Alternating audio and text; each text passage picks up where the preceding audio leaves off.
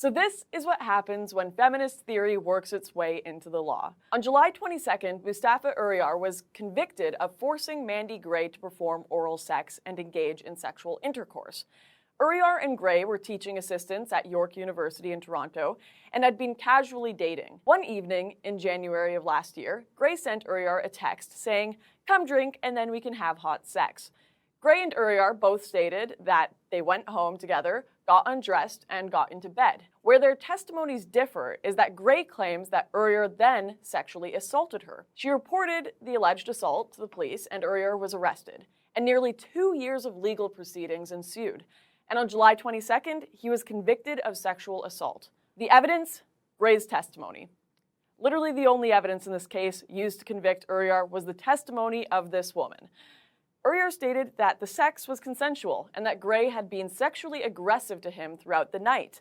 So really it's a he said, she said situation, but there's substantial evidence or reason to believe Uriar over Gray.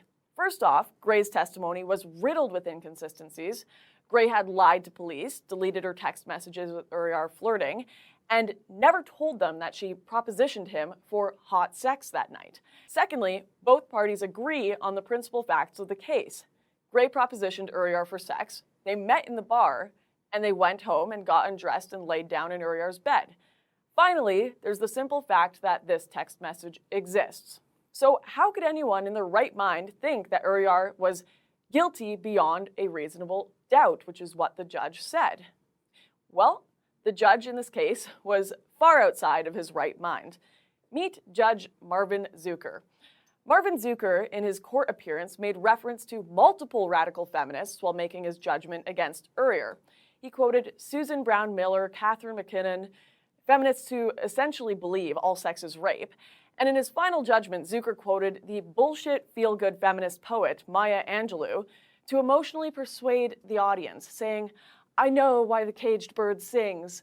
Sorry, but your fruity quote isn't an argument." He doesn't care though, because he's a social justice warrior, preaching to a crowd of social justice warriors who just denied a man's right to be seen as innocent until proven guilty. This is a horrifying glimpse of the brave new world that we're going to be living in when social justice warriors gain positions of power like Marvin Zucker. He's a man who's written long letters to newspapers entitled "Social Inequality Matters to Us All," and has written feminist books on law claiming that law doesn't support women enough, despite the fact that they win almost all custody cases, get the most out of divorces, and get 60% lower sentencing rates compared to men. We actually managed to get a hold of a copy of one of those books here in Toronto, and the guy is really no better than the radical feminists he's quoted. Just listen to this.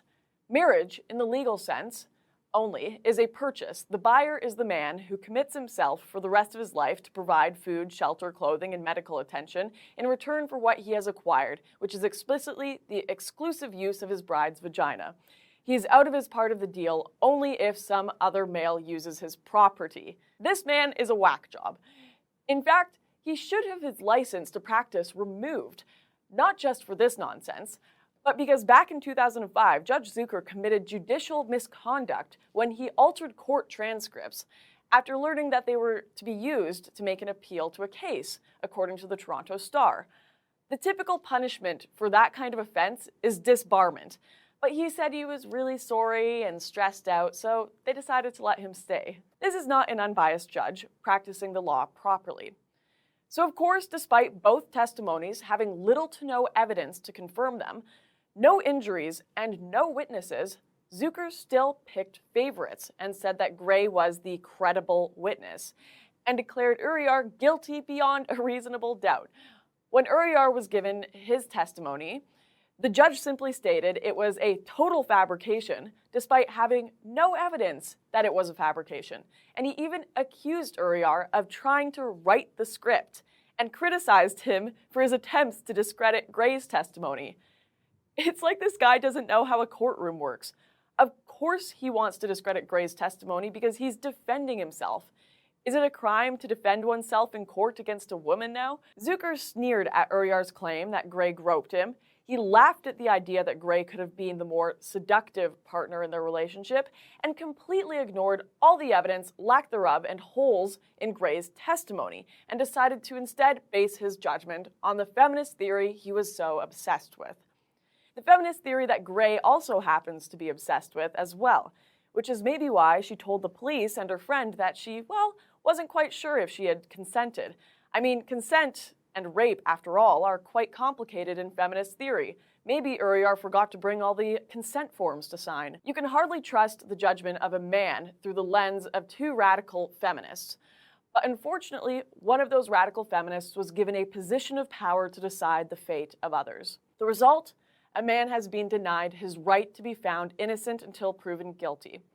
Believe all victims despite the evidence, right? Or you're a sexist. Maybe if Zucker had taken more critical race theory instead of critical feminist theory, he would have known that Uriar, as a minority, obviously can't rape a white woman. But what sense does social justice make anymore? And what sense is the world going to make when it takes over? Uriar's lawyer thankfully has decided to appeal the verdict, and we can only hope that Zucker doesn't decide to alter the transcripts this time around to change the result. Thanks for watching. Don't miss my show Standoff by clicking here to become a member.